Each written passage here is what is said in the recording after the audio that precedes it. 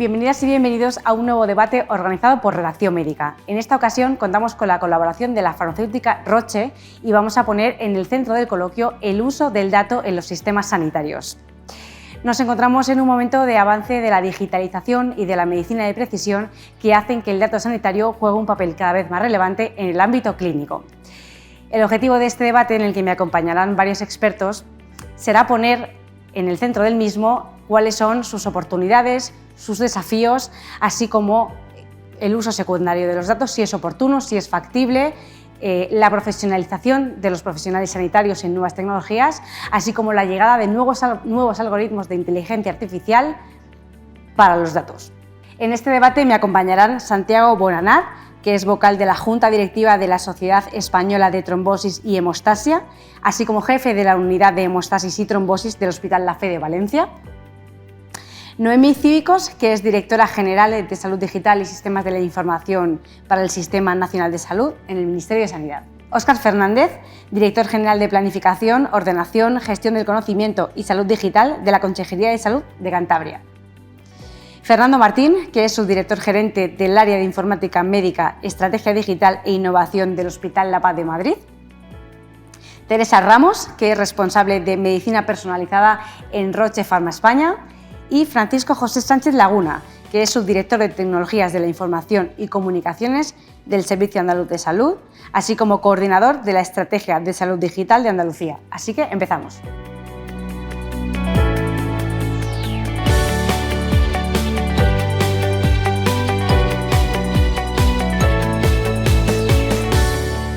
Pues nos encontramos ya en la mesa de debate que centrará el uso del dato en los sistemas sanitarios. Doy la bienvenida a los participantes y ponentes en esta conversación. Y si les parece, pues arrancamos con el primer bloque. Nos encontramos en un momento que está marcado por la digitalización, el avance de la medicina de precisión y el papel del dato desempeña cada vez un papel más relevante dentro de los sistemas sanitarios.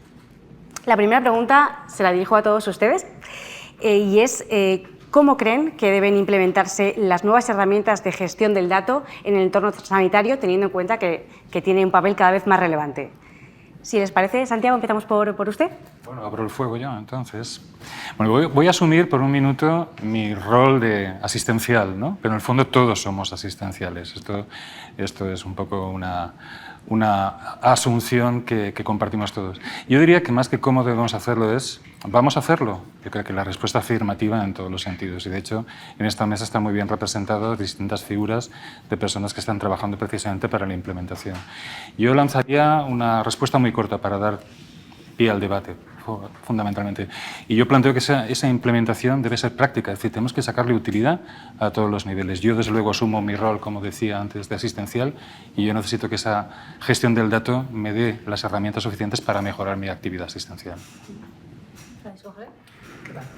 Bueno, muchas gracias por invitarnos al debate. Y yo creo, bueno, seguro que vamos a hacerlo. La cuestión es que para mí se trata de un cambio organizativo.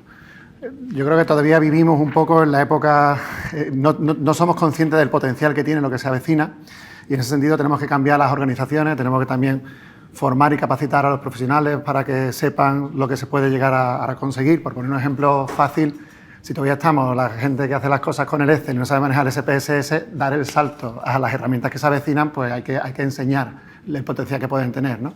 Con lo cual entiendo que ese es uno de los retos y después que siempre se menciona mucho la calidad de la información que tenemos. Tenemos muchísima información, pero la calidad hay que mejorarla, hay que depurarla. Como se suele decir el ejemplo, el 80 al 90% del tiempo que gasta un científico de datos es precisamente en depurar los datos, no en trabajar con ellos. Con lo cual son los dos grandes retos así a priori que se me ocurren que tenemos que abordar. Noemí, grandes retos de este asunto. Muy bien, pues muchas gracias por invitarme al debate. En mi opinión, debemos implementar las herramientas de gestión del dato alineadas con la normativa, tanto nacional como europea, y un elenco de reglamentos ahora mismo relevantes para esa gestión del dato que luego podemos desgranar y tratar un poquito más adelante. Se debe realizar también una implementación equitativa en todo el territorio, es decir, pues, que requiere el sector público en concreto pues, un modelo de gobernanza liderado por el Consejo Interterritorial del Sistema Nacional de Salud que permita pues, esta implementación de forma global y equitativa y, como decía Fran, muy importante esa gestión del cambio, tanto como por dirigida a los profesionales como dirigida también a nuestros pacientes, a nuestros usuarios. Óscar. Gracias por la invitación a estar en la mesa. Pues siguiendo con lo que comentan los compañeros y alineado con ellos, está claro que tenemos que tener unos requisitos comunes, ¿no? Este recién publicado documento del modelo de gobierno del dato creo que viene a alinearnos a todas las comunidades con el Ministerio. Y ese sería un primer requisito, ¿no? Que tengamos claro cuál es el gobierno. En el papel, bueno, comentaba el compañero, primero papel asistencial, a mí me toca también la voz de la autoridad sanitaria y en esto las consejerías, el Ministerio por encima, las consejerías por debajo, tenemos que velar porque estas herramientas cumplan con esos requisitos comunes de interoperabilidad, protección, seguridad, pero también con consideraciones éticas y del respeto a los derechos que decía Noemí. Y como reflexión final, ¿no? Y no sé si tendríamos que hacer también la pregunta no solo de cómo deben implementarse estas nuevas herramientas, sino para qué. Fernando. Sí, bueno, pues estando de acuerdo en todo lo que se ha dicho, evidentemente, por apuntar algo nuevo, yo creo que el gran reto que tenemos ahora, además de todo lo comentado, es la enorme heterogeneidad del dato. O sea, yo no creo que el tener muchos datos sea algo nuevo, yo creo que eso ha sido siempre una constante en medicina. Lo que sí que es nuevo es que ahora tenemos acceso a todos los datos que son relevantes para la salud de las personas y de las poblaciones, que van desde el dato genómico, molecular, por supuesto el dato clínico, la imagen y cada vez más los factores de riesgo ambientales, determinantes socioeconómicos de la salud, etc. Entonces eso sí que supone un pequeño cambio de paradigma porque incluso los profesionales a veces nos han entrenado o hemos entrenado a los informáticos y a los tecnólogos en el manejo de un tipo de dato, pues el dato genómico, el dato clínico, y ahora llega un momento en que hay que poner todo junto y no es fácil y es un reto. Tiene todo tipo de efectos colaterales, ¿no? De formación, de seguridad, de ética, etc. Muy bien. ¿Teresa? Pues yo es que poco me queda ya por añadir, estaba temiendo que me pisarais.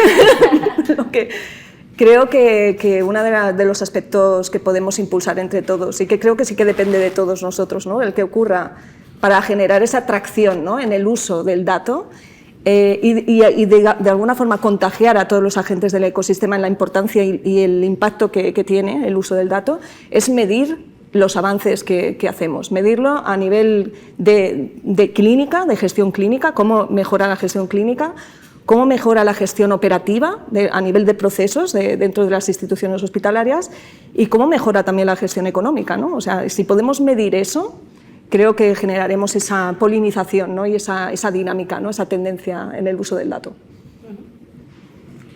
Bueno, creo que hay unidad, que hay consenso, pero es difícil, o sea, implementar este cambio generacional, un poco este cambio de paradigma y luego, ¿cómo se puede utilizar los datos de forma eficiente, que pueda generar soluciones precisas y maximizar así la calidad asistencial?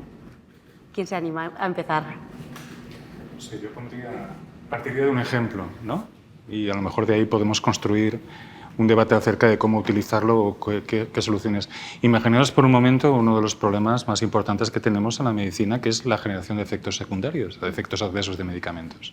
Ahí tenemos un paradigma muy interesante del cual podríamos extendernos. Otro que se me ocurre es el rastreo en la enorme cantidad, ingente cantidad de datos que da vértigo, sobre todo para los que no tenemos formación en esa área de la ingeniería de datos. La detección de enfermedades ocultas. Hay proyectos que luego podemos incluso comentar, ocultas no, de baja frecuencia, quiero decir, enfermedades ocultas de baja frecuencia que uno no espera encontrar y que una medicina de calidad y una medicina como la nuestra, basada en la socialización del acceso a los recursos y la plena disponibilidad de los mismos, necesita tener implementada. Yo ahí genero una primera pista, ¿no? Para poder empezar a hablar de cómo implementarlos. Y luego está claro, esto necesita un grado elevadísimo, y esta pregunta creo que la responderás tú mucho mejor que yo, un grado elevadísimo de profesionalización. Y no sé si estamos en estos momentos capacitados en cuanto a capacidades de trabajo, de gestión y de procesamiento de toda esta ingente cantidad de datos que tenemos. ¿Estamos en ese grado de profesionalización? Yo creo que no. O sea, este tema requiere un esfuerzo no solo en formación, sino también en profesionalización. La profesionalización va más allá. La profesionalización significa que seamos capaces de definir competencias, que seamos capaces de medirlas, que seamos capaces de certificar a las personas porque las poseen, esas competencias, que seamos capaces de certificar o acreditar programas educativos y que seamos capaces de ofrecer una carrera profesional a las personas que se dedican a la gestión del dato en salud. Todo eso todavía, pues no, o sea, hay cosas, hay islas, hay esfuerzos, hay iniciativas, pero yo no veo todavía pues lo que he visto en otros países, ¿no? Donde esto es una carrera reconocida, certificada, acreditada y donde no se convierte en una barrera para la implementación de los sistemas. Sí, al hilo de lo que comenta Fernando, la verdad que ya hay pues un sentir general pues de que hay que incluir también, o hay que empezar a desarrollar, que se dice mucho pero no se hace luego, equipos multidisciplinares dentro de del trabajo clínico, ¿vale? Pues es decir, que estos científicos de datos, estos biotecnólogos puedan trabajar codo con codo también con el profesional sanitario, con el médico, con la enfermera, con el farmacéutico. Incluso, aunque esto va a ser complicado, pero pensar en una estructura de nuestro sector sanitario que no se base en servicios. ¿Por qué no? Si queremos poner al paciente en el centro, a lo mejor tenemos que pensar en esos equipos multidisciplinares con varios tipos de profesionales, tanto médicos como tecnológicos, pues trabajando para un único caso. Entonces ahí se diluye un poco esa estructura en servicios tan monolítica que tenemos ahora mismo, por lo menos en el Sistema Nacional de Salud, y creo que en el sector privado pues igual. Yo creo que también otro reto, ya que hablamos de maximizar la calidad asistencial, es cómo conseguir poner todo esto en tiempo y forma en el punto de atención, en la consulta, por resumirlo, ¿no? Tenemos una cantidad tan heterogénea de fuentes de información que, bueno, algunas comunidades autónomas tenemos más suerte y lo tenemos más integrado, pero en líneas generales, a nivel global, es un reto. Y también no debemos olvidar que hay otras fuentes de información relevantes para la atención sanitaria que no son de salud exclusivamente, con lo cual integrar eso tiene su reto, y el proporcionarlas en tiempo y forma a los profesionales en el punto de atención. Y eso nos toca, a los que tenemos responsabilidad ahora mismo en tecnología, toca ese reto de mantener la maquinaria funcionando mientras que incorporamos estas nuevas tecnologías. Muy bien, les voy a ahora poner encima de la mesa otro debate que también viene de los datos, que es el uso secundario de los datos. ¿Hasta qué punto esto es factible y además oportuno? Es factible, oportuno y además es imprescindible. Lo necesitamos en todas las esferas, desde la propia atención, lógicamente, hasta el funcionamiento de nuestros gestores sanitarios en el nivel meso de hospital, pero también a nivel de servicios de salud. Y finalmente en la generación de conocimiento. O sea, no podemos pensar en esa generación de datos, en generar esos datos de calidad que decían antes los compañeros, y no dar acceso luego a este amplio uso secundario de los datos. Y también, con alguna particularidad, la posibilidad de hacer un uso secundario inverso. Son datos que tenemos recogidos para la investigación, poder volver a utilizarlos en la asistencia. En el fondo todo eso es lo que en muchos países se llama el sistema de salud que aprende. Entonces el Learning Healthcare System, que consiste en eso, en que toda la actividad de la clínica se utiliza mediante el uso secundario para la investigación y para generar conocimiento, pero no debemos de acabar ahí, sino que ese conocimiento se tiene que volver a poner en las manos de los clínicos en el punto de atención sanitaria de una manera computable. O sea, no solamente mediante artículos científicos, sino mediante guías clínicas, mediante protocolos, mediante todo tipo de ayudas informatizadas. Pero ese es el objetivo, cerrar ese ciclo. Teresa. Yo realmente estaba pensando ahora mismo en una imagen, ¿no? Que es ese, lo que comentabas, Fernando, ¿no? Ese ciclo virtuoso, ¿no? En el que esos datos de vida real, ese real world data, retroalimenta, ¿no? la práctica asistencial y la investigación. y me venía, pues esa reutilización me venía, porque preparé una clase hace una semana, una cifra que había en la que la Comisión Europea había valorado esa reutilización secundaria del dato y se valoraba ahora, hoy, en 30 billones, o sea, 30.000 millones de euros, 30.000 millones, y para el año 2030 en 50.000 millones de euros. O sea, es que realmente retorno de la inversión directa por la reutilización de los datos. Para, por supuesto, la investigación, para mejorar la práctica asistencial, ¿no?, la práctica clínica, para garantizar el continuo, ¿no?, la continuidad asistencial, ¿no?, que tienes la información de todos los niveles asistenciales.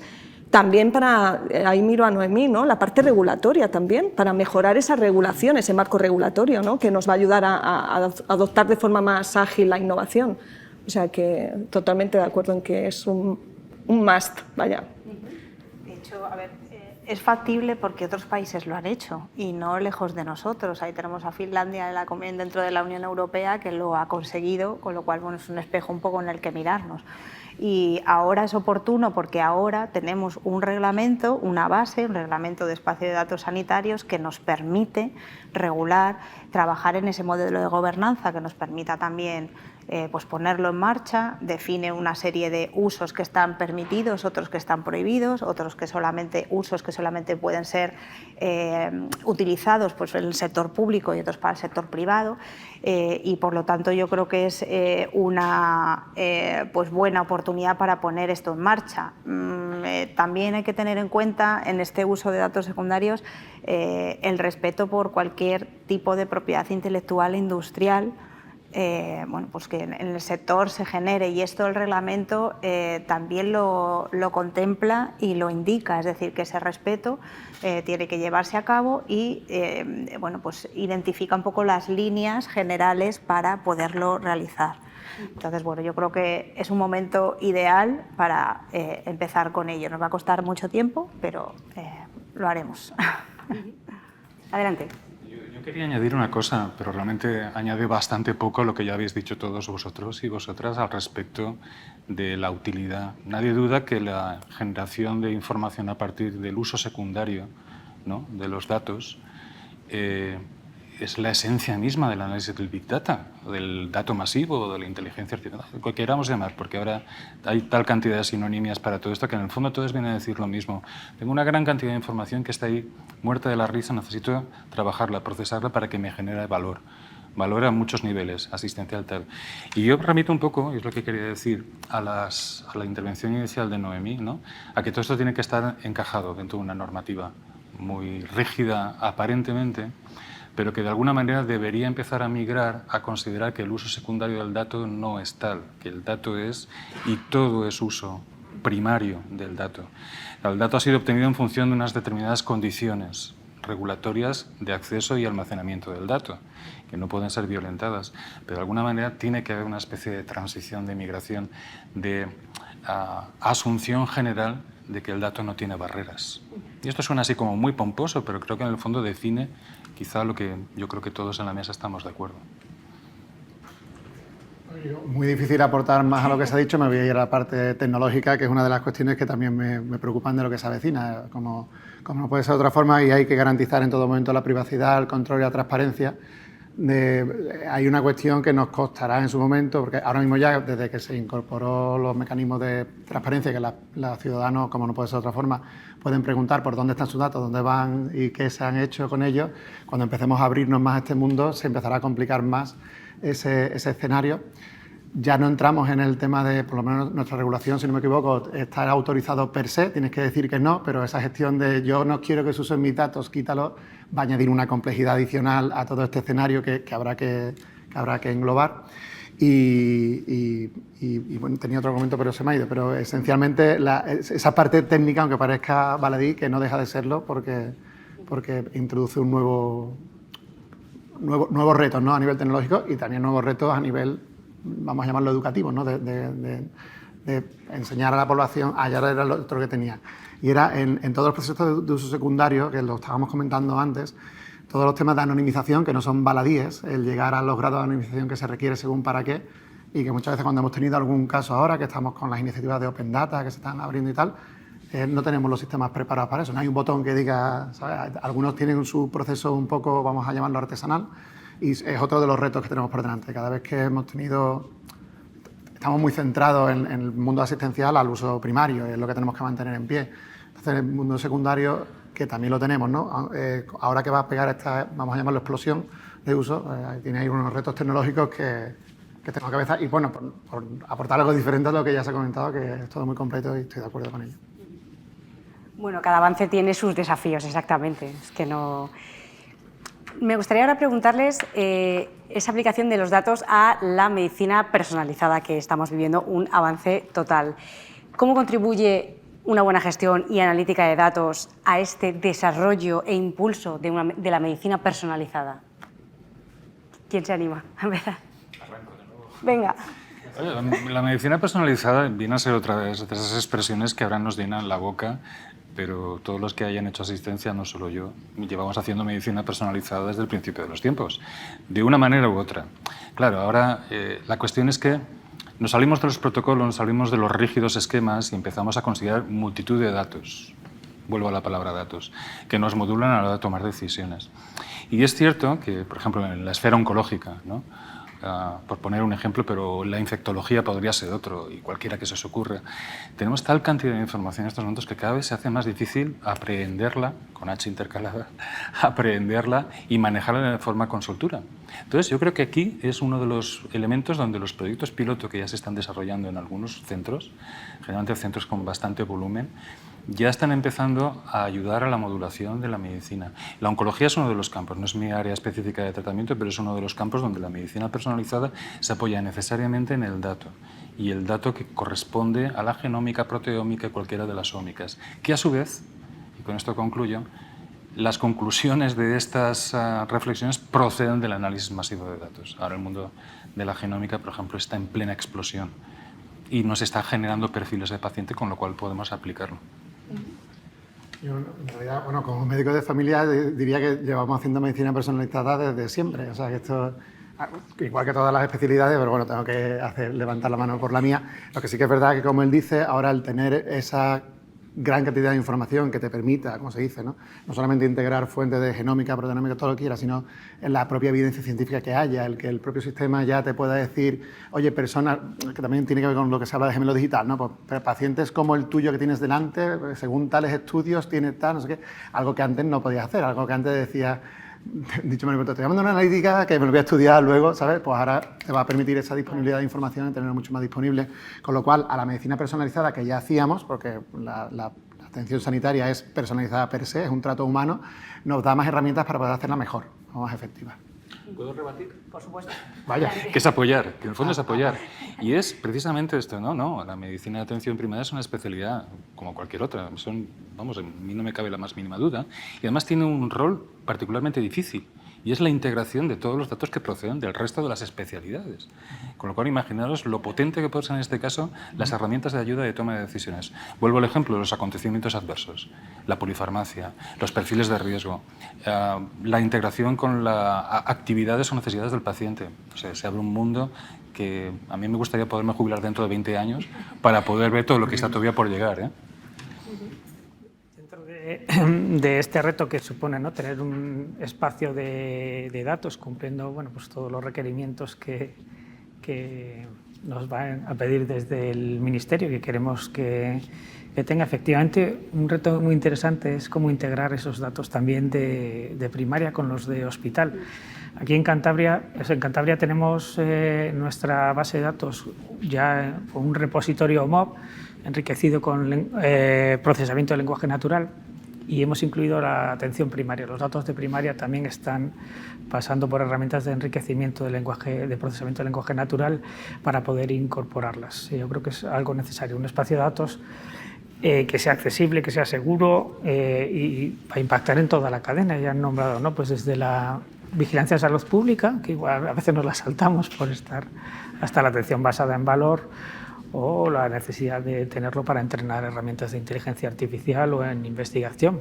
Y finalmente la colaboración con la industria también. A mí casi me gustaría volver a tu pregunta, porque la pregunta dice medicina personalizada. Yo creo que el término, como ellos han dicho, no es muy apropiado, porque personalizada ha sido siempre y de hecho si la interpretamos desde el punto de vista de la medicina genómica o de precisión, tampoco se persigue la personalización, o sea, lo que se persigue es la estratificación y tener pacientes con características similares a los que tenemos seguridad de que les va a venir bien un tratamiento, ¿no? Y si podemos predecirlo, mejor. Entonces yo creo que es mejor hablar de medicina de precisión. Porque a la sociedad les gusta poner adjetivos a las cosas y lo hemos llamado medicina molecular, medicina genómica, medicina personalizada, medicina individualizada. Bueno, ahora es medicina de precisión, pero me gusta más porque la medicina de precisión lo que intenta es hacer más precisas las decisiones clínicas. No dice nada más que eso. ¿Cómo? Con todo lo que tengamos a nuestra mano, no solo genómica, también factores ambientales, etcétera. Yo si dices medicina personalizada es que voy a saltar aquí, vamos, seguro, porque llevo dedicada los últimos 5 años a ese tema, ¿no? a impulsar, ¿no? desde nuestro ámbito el que esa personalización suceda, ¿no? Que ya venía sucediendo, no lo niego, pero sobre todo en el campo del cáncer y de la implementación de la medicina genómica, ¿no? En ese escenario concreto.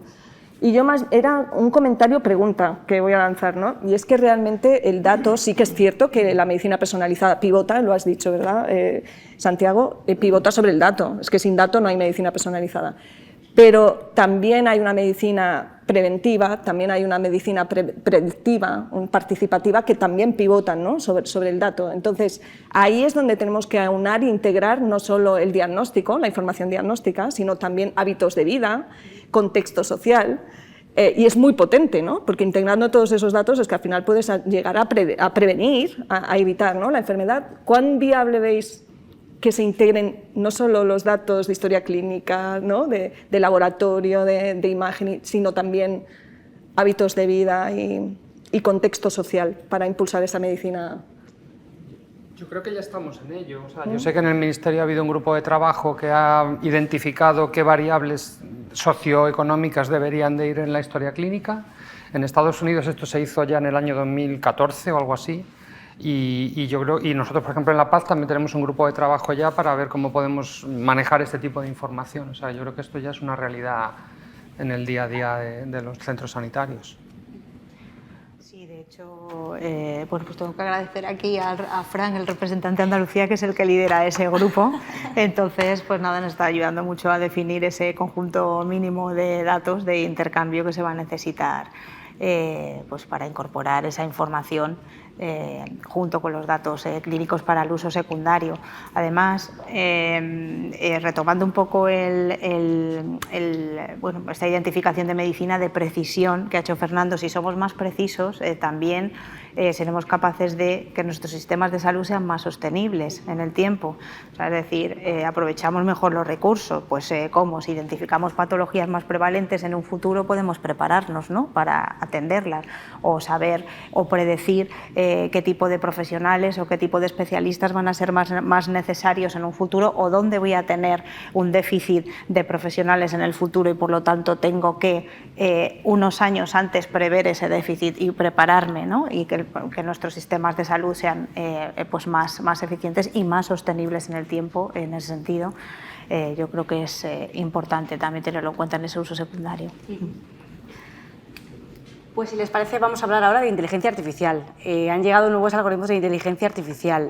Me gustaría conocer su opinión sobre cuál es la principal barrera para la introducción de las herramientas de gestión de datos basadas en inteligencia artificial. Óscar. Bueno, yo me atrevería a decir que probablemente una primera barrera sea nuestra madurez a nivel tecnológico. Pero bueno, esta la salvaremos. Y luego una siguiente, y ya aquí podemos polemizar más, ¿no? La regulación. Tenemos la suerte, hablaba antes Noemí del Reglamento Europeo de Datos, también recién aprobado el Reglamento de Inteligencia Artificial, que establece las normas armonizadas para todos nosotros, ¿no? Para el desarrollo, para la puesta en mercado de estas herramientas y que recoge las salvaguardas y los requisitos que tienen que tener, éticos, como no, de fiabilidad, de diseño, etcétera. Yo creo que es una barrera, pero también la regulación es una oportunidad y así pretendemos que sea, ¿no? Nosotros, por ejemplo, vamos a intentar hacer una ley de salud digital en Cantabria que sirva como marco jurídico de seguridad, ¿no? para que los prestadores de la asistencia sanitaria tengan este marco que recoja también los derechos y garantías que deben tener los pacientes, que ponga ese marco propicio para la analítica avanzada y para la implementación de herramientas de inteligencia artificial, las garantías de uso secundario,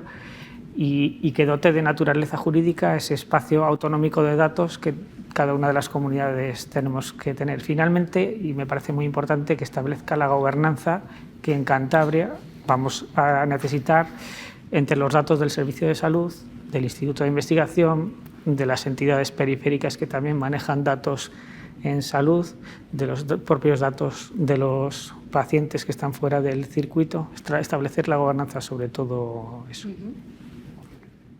A ver, yo con la inteligencia artificial a lo mejor voy a ser un poco provocador. O sea, está claro que estamos en una moda, en una burbuja y en un boom que yo no tengo tan claro que dentro de unos años se mantenga.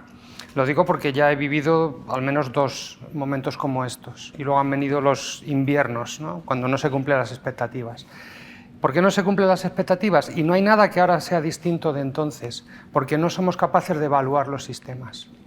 Es decir, desarrollamos a una velocidad increíble, pero nadie evalúa que esos sistemas, como hacemos con un medicamento, realmente son seguros y efectivos.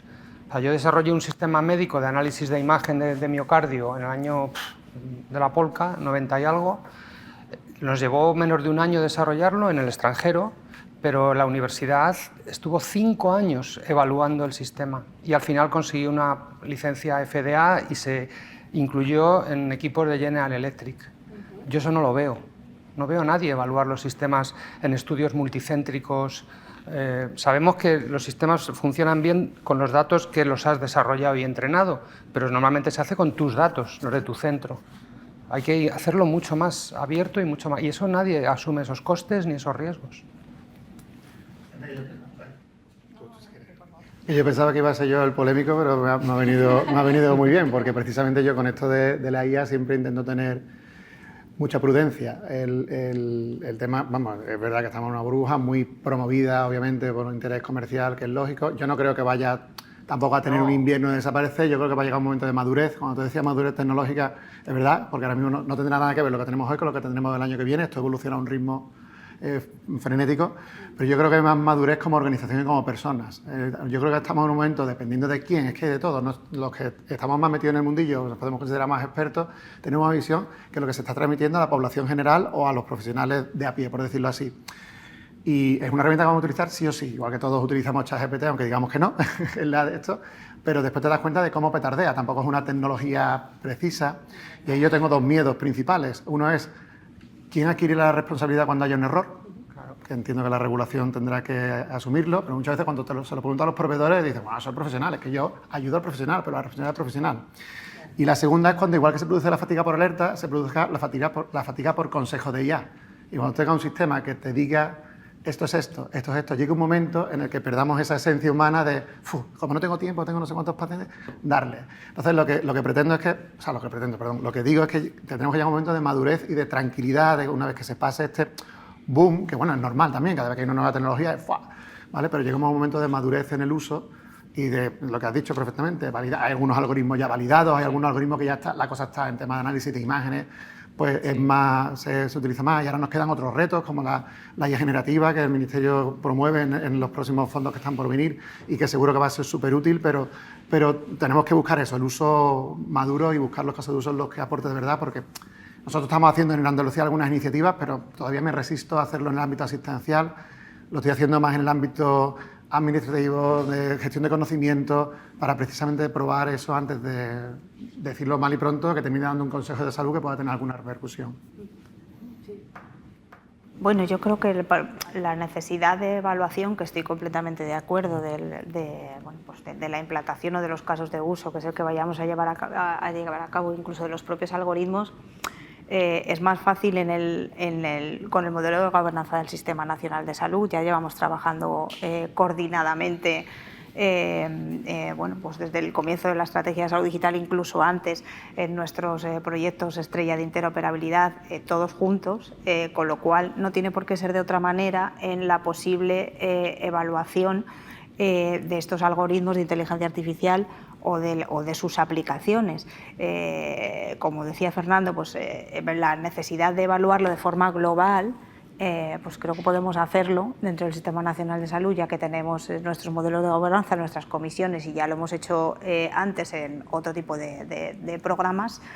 Poder realizar esa evaluación, ese entrenamiento, ¿por qué no? Ese entrenamiento federado de los algoritmos, cada uno utilizar su propia cohorte, luego ver un poco la comparativa, qué te ha salido a ti con mi cohorte y a ti, y a ti, y a ti, y elegir la mejor opción de cada uno de los algoritmos que vayamos a probar. Eso es posible, totalmente posible.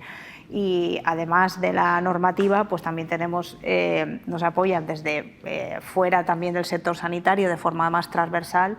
Recordemos que hay un Ministerio de Transformación Digital y Función Pública con una Secretaría de Estado dedicada a la introducción de ese tipo de tecnologías en nuestro sector y en otros, y creo que nos pueden ayudar mucho también en ese sentido.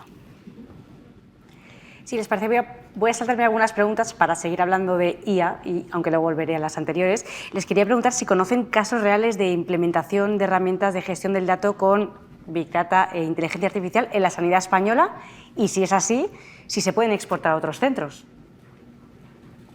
Sí, bueno, hay muchísimos ejemplos y son tantos y tan variados, algunos en el ámbito transversal, otros en los ámbitos locales, que yo creo que podríamos acabar el debate y empezar un subdebate y un subdebate para hablar de todo esto.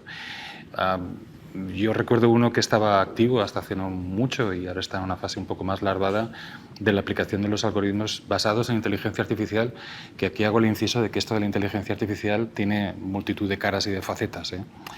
Pero bueno, haciendo esa salvedad, había unos cuantos proyectos muy interesantes precisamente en la búsqueda y en la detección, por ejemplo, de enfermedades raras. Simplemente basándose en pistas o en detalles, un rasgos o agrupamiento de signos y síntomas que podían permitir. Este era uno de ellos.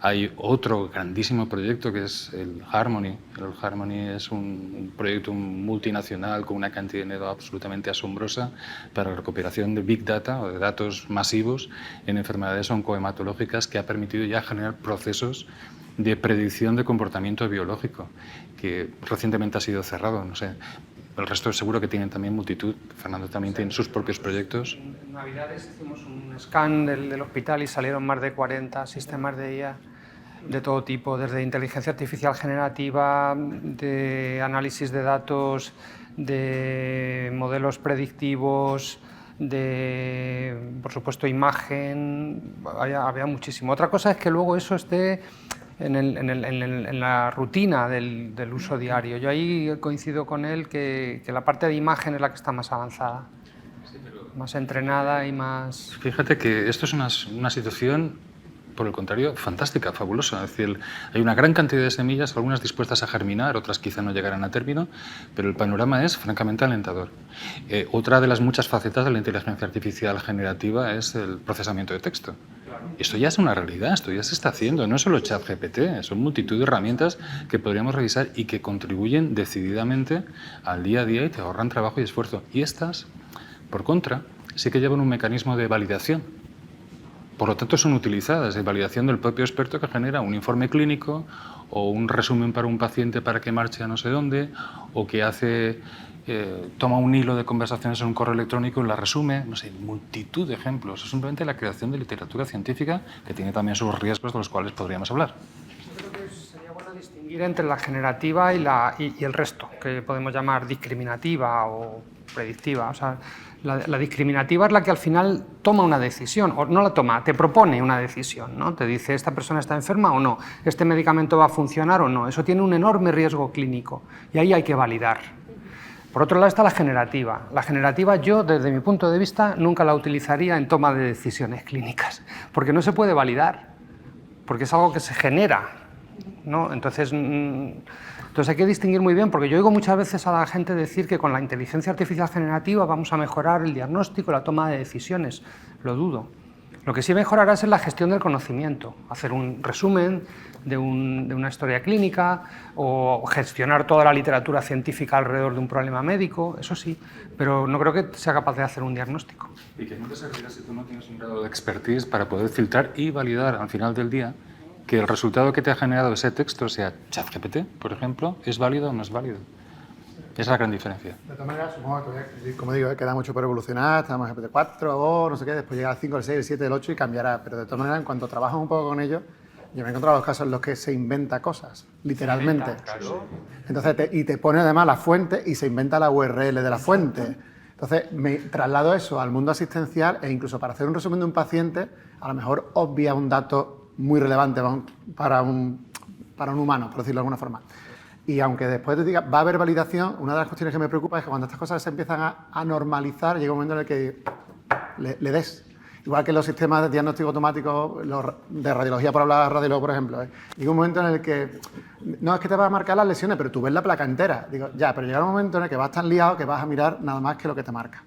Y el día en el que, a lo mejor soy un poco pesimista, pero que el día en el que se escape un cáncer o se escape un algo porque no lo marcó el algoritmo y el radiólogo tal, no sé cuánto, ahí veremos, cuando empiecen a ocurrir estas cosas, si no mina la confianza en la herramienta. Si yo lo único que digo es que la herramienta hay que utilizarla, pero que llega un momento en el que hay que hacerla de forma madura y con cuidado, un doble, no sé, ahora estamos, por ejemplo, en lo que estamos moviendo mucho es sustituir al segundo, muchas veces se hace con más criterios economicistas que criterios realmente asistenciales, pero en la doble lectura del cáncer de mama sustituir al segundo radiólogo, cuando la OMS está diciendo que no está validado, pero hay estudios que están avanzando para intentar, ¿se hará o no se hará? Pues seguramente terminaremos llegando a eso, incluso eliminar los dos, vete tú a saber, pero el miedo en todo esto es cuando trabajas con ella frecuentemente, y yo trabajo con ella frecuentemente para cosas baladíes, pero cuando te das cuenta del nivel de invención que tiene, e incluso se le dices, ¿estás seguro de esta respuesta? Y te hace la contraria completamente, con otras referencias, y sobre todo lo de cuando se inventa un enlace, que yo alucino, o sea, te pone, pum, el enlace y se inventa la referencia, ¿sabes? Pues trasladar eso automáticamente al ámbito asistencial me hace levantar ciertas alertas de prudencia, no decir, no ponerte en plan talibán de no lo voy a utilizar nunca en la vida, esto no, sino de prudencia, simplemente eso. Pero lo que está al final de esta cadena... Ay, perdón, adelante. Lo que está al final de esta cadena es el famoso factor humano. Entonces, el factor humano se aplica tanto a la evaluación de los resultados de la generativa, o discriminativa incluso, o a coger una placa y decir, está bien, y tiene una castaña de tamaño considerable, o mirar una analítica y fijarse solamente donde hay asteriscos, que es la famosa asterisquitis, motivo número 1 de consultas médicas en las consultas de hematología, por ejemplo, ¿no? Es decir, el factor humano... Lo que sí que es cierto es que tú lo has apuntado, son los mecanismos de control. Eso es lo fundamental, la doble revisión, el doble check y muchas veces con algo que tenga validez para generar la validez de los resultados, indudablemente. Pero esto está aquí, ha llegado, estamos viendo los esbozos y va a crecer de una manera tan grande que no vamos a ser capaces de contenerlo y volver a la antigua medicina tradicional. Estamos en la medicina del siglo XXI y esa incluye estas estrategias, sí o sí. Yo me iba, en este contexto, me iba a remitir a algo que has dicho, Fernando, hace unos minutos, ¿no? Que era la validación, ¿no? La validación técnica y clínica de esas herramientas. ¿Hasta qué punto es crucial o mandatorio que una herramienta tenga el marcado CE como medical device, como software as a medical device? O sea, ¿hasta qué punto solo deberían implementarse ese tipo de soluciones con una validación clínica demostrada en práctica clínica versus soluciones más in-house o... Yo, perdonadme que siga con la normativa, pero es que soy funcionaria, entonces me sale.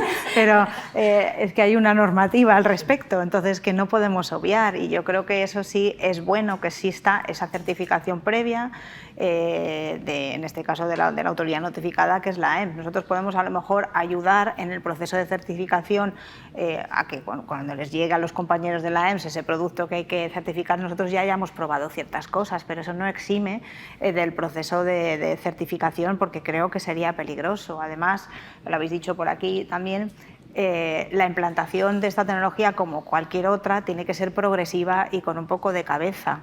Es decir, no es lo más lógico empezar a lo mejor a desarrollar casos de uso con un riesgo menor y luego ya cuando veamos qué tal va esto, pues por ejemplo, pues estos casos de uso que ya existen de prospección de guías clínicas para ofrecer pues al facultativo la respuesta correcta de 80 y pico guías clínicas, o sea que es que eso pues no hace falta que te lo leas, es decir, yo te ayudo, pero a lo mejor esa ayuda al diagnóstico hay que dejarla para un poquito después o cuando la tecnología esté más madura y cuando los reglamentos también, el reglamento de inteligencia artificial, pues también nos digan un poco cómo se va a aterrizar eso y cómo vamos a poder implementar esto. Y luego hay una parte de la pregunta que no creo que no hemos tratado también, que es la importancia de poder compartir esos casos de uso. O sea, hay muchos, como estamos viendo, hay muchos ejemplos, ¿no?, de casos de uso, tanto a nivel hospitalario, comunidades autónomas están trabajando, incluso el Ministerio también estamos haciendo algún caso de uso, sobre todo no generativa, pero bueno, nos meteremos con alguno generativo también próximamente. Pero para compartir hay que ordenar. Y dentro del Sistema Nacional de Salud, pues esa ordenación pasa por las consejerías de las comunidades autónomas. Si las consejerías de las comunidades autónomas no conocen esas iniciativas que se realizan en cada uno de los centros, es difícil que esto se pueda orquestar y ordenar y que luego esto redunde en beneficio de todo el Sistema Nacional de Salud. Entonces, bueno. Esto lo dejáis bien recogido en el documento del modelo de gobierno, ¿no? Y cómo se van a organizar las experiencias con casos de usos y dónde debe estar la autoridad sanitaria que prevalezca sobre esto. Yo creo que es importante que hayáis establecido esta gobernanza y que los demás la sigamos. Pues, aunque ya hemos hablado un poco del tema, ¿creen que es correcto establecer estrategias del uso del dato que puedan compartirse entre distintas comunidades autónomas y también a nivel europeo? Bueno, voy a empezar yo. A nivel europeo es que la compartición es necesaria y posible. Ya llevamos trabajando en uso primario de forma no obligatoria con bueno, pues el intercambio de imagen médica, de datos médicos, sobre todo en historia clínica y en receta electrónica, pero bueno, también otros servicios transfronterizos. Entonces ahora el reglamento lo que hace es obligar a tener esos servicios transfronterizos a todos los Estados miembros. Por lo tanto, creo que a nivel europeo pues es posible y de hecho es que es obligatorio, vaya. Y a nivel nacional pues lo mismo también, desde luego que es posible y se debe realizar también en el ámbito, también en esa gobernanza dentro del Sistema Nacional de Salud que nos permiten pues todas las conferencias y todas las comisiones sectoriales del Consejo Territorial del Sistema Nacional de Salud y en concreto pues desde el Ministerio, la Oficina del Dato del Sistema Nacional de Salud lidera también todo ese proceso junto con las oficinas del dato del resto de comunidades. Y Noemí, ya que está usted hablando, ¿cuál cree que debería ser el papel que tenga la industria farmacéutica en este contexto?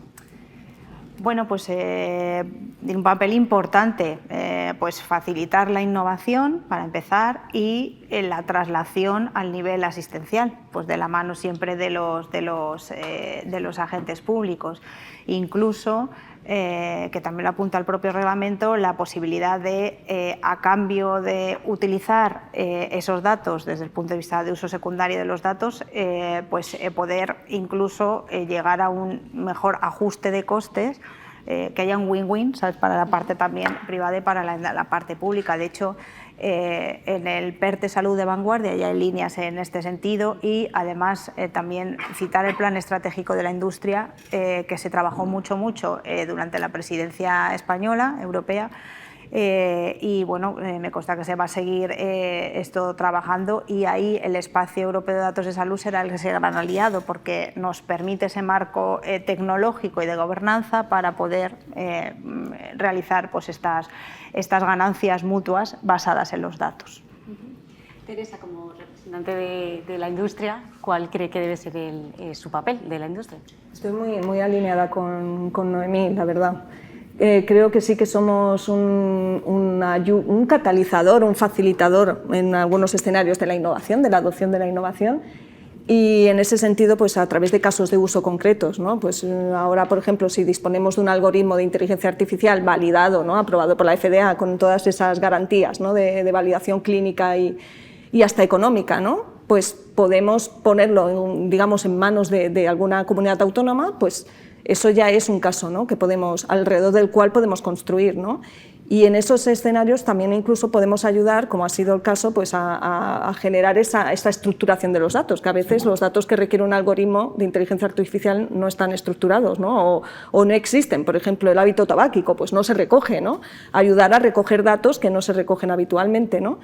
Y luego creo que, sobre todo lo que he dicho antes al inicio, ¿no?, muchas veces no es fácil medir, ¿no?, medir el impacto clínico, medir el impacto económico. Creo que ahí también tenemos un papel muy importante, ¿no?, alrededor de esos casos de uso, generar esa evidencia clínica y económica que ayude a avanzar, ¿no? Y creo que también, pero ahí lo dejo, en el aspecto, que es algo que con Fernando comenté hace un tiempo, el aspecto de capacitación. Digamos, evidentemente el sistema sanitario tiene que acoger otros perfiles, ¿no?, que son necesarios para impulsar esta medicina, ¿no?, basada en el dato, ¿no?, pero también un poco a los roles que ya existen actualmente, que todo el mundo tengamos una armonización de la información que compartimos al respecto de la importancia del dato, ¿no? Creo que también ahí podemos tener un papel importante. Pues vamos a pasar ya a las últimas preguntas, si les parece. Vamos a hablar de perfiles profesionales, aunque ya hemos hablado de profesionalización. ¿Creen que es necesario incluir nuevos perfiles profesionales que apoyen a los clínicos a la hora de utilizar estas nuevas herramientas de gestión de datos? No es que apoyen a los clínicos, es que hagan el trabajo. Es decir, los clínicos somos beneficiarios de multitud de personas que están haciendo un trabajo fundamental, ¿no? Es el ingeniero de datos. Porque a veces decimos, es que tienen que trabajar clínicos junto con otras profesiones. No, yo no soy clínico, pero yo me considero un profesional sanitario. Llevo toda mi vida en el sector sanitario, sin embargo no estoy reconocido como tal. Entonces yo es que creo que la informática sanitaria debería de ser una profesión sanitaria y que debería de haber una residencia en informática médica, como hay en Argentina y hay en otros países, y que debería de haber una subespecialidad médica de informática clínica, como hay en Estados Unidos. O sea, hay miles de ejemplos donde esto se ha tomado en serio y se han hecho... Porque yo estoy de acuerdo en que hay que hacer grupos multidisciplinares, pero eso no es suficiente. Hace falta personas que sepan hablar los dos lenguajes, o tres. Porque si tú, yo lo digo muchas veces, pones a trabajar en un proyecto a un grupo de alemanes con un grupo de japoneses, no se van a entender, a no ser que haya alguien que traduzca. Esa figura es el informático médico, el ingeniero biomédico, el bioinformático, y es necesaria. No es solo poner a un farmacéutico con un ingeniero de teleco y una enfermera en una sala, no. Tienes que poner a alguien que haga de traductor entre ellos y que sepa convertir las necesidades asistenciales en soluciones tecnológicas o viceversa. De hecho, yo empecé en este mundillo porque yo, el médico, durante el ejercicio de la medicina, cuando decían, ¿tú qué haces? Digo, yo traducir un poco entre tener otro lenguaje. De hecho, cuando me despedí de me fui de mi primer hospital, en la despedida me decían, bueno, ¿qué vas a hacer? Y digo, el MIR. Y dice, pero tú eres médico, o sea, pensaban que era informático, los propios jefes de servicio. Y este perfil es necesario, pero con lo que se está diciendo, muchas veces con la administración hemos topado. Yo creo que estamos en una medicina del siglo XXI, como has dicho, con una administración del siglo XIX en lo que se refiere a estructura. Las RPTs antiguas en las que prima mucho, como también lo hablábamos antes, ¿no? Es verdad que tiene que primar la parte asistencial, pero es que desde que pasó la pandemia la parte asistencial ha crecido muchísimo y sin embargo el resto de perfiles, no voy a decir solamente informáticos, no. El no consideración de perfiles concretos. Ahora mismo, en general, por lo menos en Andalucía, entiendo que en casi toda España son técnicos de función administrativa. Y ahora con las OPE, todos los movimientos que está viendo, me están desplazando de informáticos que saben de informática por otros perfiles, totalmente necesario, pero el hecho de no tener una categoría aparte. A veces no se puede ni hasta contratar a una persona, tienes que meterlo, no le puedes pagar en consecuencia. Es decir, ahí tenemos que cambiar mucho y cambiar toda esa estructura en la administración pública. Las RPT, eso lleva años, pero es que llevamos ya muy atrasados. Y eso nos hace ser menos competitivos desde la administración pública con las privadas que nos están esquilmando de profesionales a marcha forzada. No solamente por el tema del pago, porque muchas veces los profesionales no es por dinero, es por reconocimiento y poder hacer lo que tienen que hacer. Por estabilidad, por tener una carrera profesional. Exacto. Adelante. Que no solo dinero siempre, hombre, Claro. que ayuda, también tiene que ver, pero que no solo dinero. Y el reconocimiento interviene. Bueno, hay una En este sentido que tú dices, hay una iniciativa precisamente en la Comunidad Valenciana de equiparar pues, oye, estos nuevos profesionales también, incluirlos en el grupo A1 junto con médicos y otras profesiones sanitarias, pues para intentar esto que decís de igualar y introducir este tipo de especialidades en el proceso también de formación, como un primer paso en el proceso de formación y de trabajo conjunto junto con el resto de clínicos. Y bueno, sí, no solamente informáticos, también otro tipo de especialistas, pues oye, no sé, genetistas, pues hace falta, ¿no? Y entonces pues también a lo mejor son especialidades que hasta ahora no se había visto la necesidad de incluir en esa etapa formativa, pero bueno, pues a lo mejor es preciso también darle una vuelta. Pues vamos a la última pregunta. ¿Cuáles creen que son las condiciones deseables para que todos los profesionales sanitarios sean protagonistas en este proceso? Bueno, yo, mira, si queréis, vamos, empiezo yo. A ver, hombre, unas ciertas competencias digitales mínimas pues se requieren. Si por lo menos saber lo que es la inteligencia artificial, que hay dos tipos, generativa y las otras, y que la inteligencia artificial generativa funciona a través de unas preguntas, de unos prompts que tú tienes que ir iterando, saber lo que es un prompt y saber lo que es una pregunta y cómo se las tengo que hacer, pues hombre, si queremos introducir a los clínicos en ese proceso de definición y luego de evaluación, eso es un poco lo mínimo, ¿no? Y bueno, pues bueno, sí, básicamente yo creo que es que lo mínimo es esto. No sé, tampoco hace falta más, no hace falta especialidad en nada, ni ser experto en tecnología, pero bueno, por lo menos que no haya esa versión, que haya pues ese conocimiento mínimo y luego la incorporación, una vez hecho esto, la incorporación de los profesionales en la definición de casos de uso en todo el ciclo de vida del proceso asistencial. Eso van a ser imprescindibles, ¿no? El papel de los funcionales en la supervisión de todo el proceso para garantizar la calidad del dato, ¿no? y que los valores que estemos asignándole a ese dato sean los que tienen que ser, ahí tienen que estar de la mano. ¿Qué podemos hacer? Pues formarles, ¿no? Darles las competencias digitales, protegerles su tiempo, que tengan algún tipo de reconocimiento por parte de la organización de esa labor que están haciendo. Yo creo que son cosas que tendríamos que proponer. No quisiera que acabáramos el debate sin referirnos a dos colectivos que no han salido y que son muy importantes. Uno son los pacientes, y eso modifica todo lo que hemos hablado hoy, porque también son una fuente de datos, las prompts, los sensores, las redes sociales, las apps, hay que tenerlas en cuenta, pero también hay que darles una formación digital básica para que entiendan a qué se enfrentan cuando van al centro sanitario. Y el otro colectivo es el de los gestores. O sea, hasta hace muy poco nuestros gestores en general no habían estado expuestos a todo lo que significa la transformación digital. Ahora está empezando a cambiar, pero ellos son los que al final toman las decisiones y los que configuran equipos y los que hacen cambios y los que invierten en estas cosas. Entonces, o incluimos módulos de transformación, como lo quieramos llamar, tecnología digital en los MBA sanitarios o no vamos a avanzar mucho.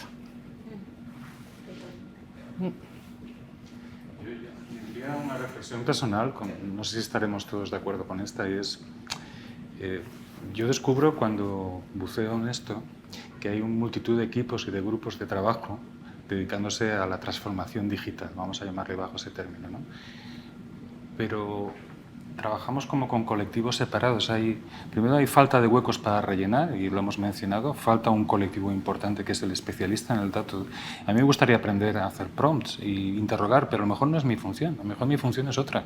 Yo estoy ahí para tomar otro tipo de decisiones y necesito la ayuda de esos nichos que están todavía carentes. Yo os lo visualizo como una carretera con segmentos sin asfaltar todavía. Y cuando los segmentos estén todos asfaltados, otra de las necesidades es el acceso a los datos. Acceder yo a los datos o el colectivo que quizá podría representar yo como, en estos momentos lo que dije al principio, en mi rol asistencial clínico, es poder llegar a ese dato y poder hacer una interrogación, en un momento determinado plantearme una pregunta y poder tener acceso a la respuesta a nivel global o comunitario, ¿no? Que puede estar relacionado con términos de eficacia, de seguridad, de epidemiología, de prevalencia, de cambios de hábitos de tendencia, de disrupción de una dinámica de cualquier tipo de enfermedad. Entonces creo que esos son los dos elementos fundamentales. Aún nos faltan por rellenar esos huecos y aún necesitamos tener acceso. Y vaya por delante el asombro que yo tengo siempre cada vez que veo la cantidad de trabajo que estáis haciendo en determinadas áreas y que a lo mejor no nos llega. No somos conscientes de lo que hay detrás.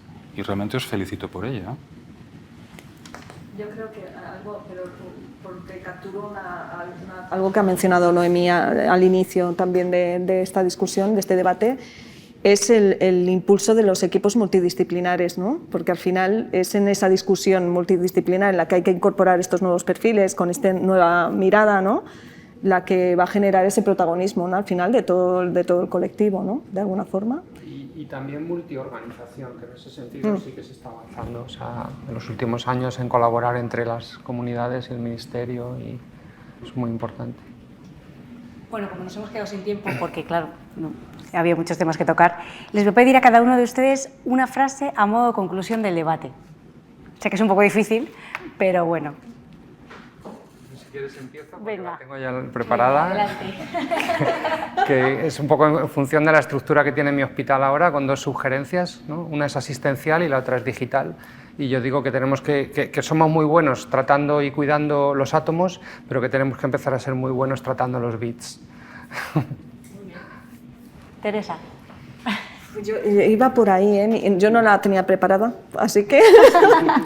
Pero hay, no sé, leyendo información al respecto de la transformación digital, de alguna forma lo que venía a mencionar ese statement era que Europa es muy potente a la hora de generar datos, que somos una región riquísima en datos, pero que no conseguimos trasladar eso al paciente, ¿no?, y al final a la sociedad, ¿no? Pues un poco eso, ¿no?, que al final el trabajo colaborativo creo que nos va a llevar a ese punto, ¿no?, de realmente traducirlo en ciencia y en mejora para toda la sociedad, ¿no?, el uso del dato.